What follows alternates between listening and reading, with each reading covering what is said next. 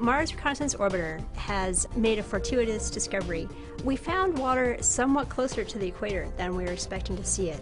We discovered several new impact craters that dredged up or excavated ice from below the surface. These craters were found between about 45 and 55 degrees north, so that's the latitude of about Paris.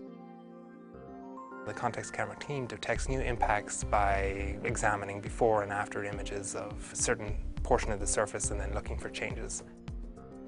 Usually what they see is a dark mark that the impact has left on the surface.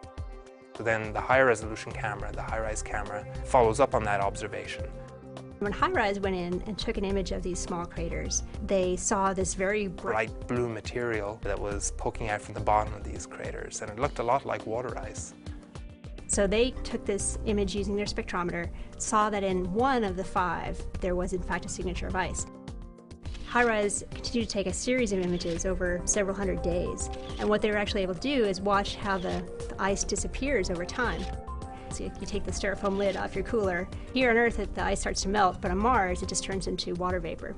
And sure enough, it faded away like you would expect water ice to fade away. So we have an idea now of how much water was available in the Martian atmosphere in the recent past based on where we see ice in the subsurface today.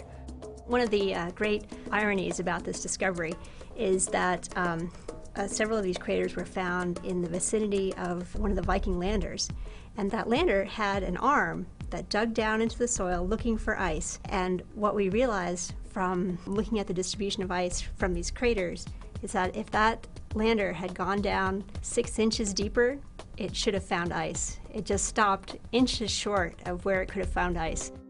I think one of the things that's really interesting about this is that it gives us a new window into the water story on Mars. You know, the whole Mars program has been following the water, and this is our first insight into how water and climate have changed on Mars over the last 10 to 100,000 years. It gives us another piece of the puzzle to understand the climate history of Mars.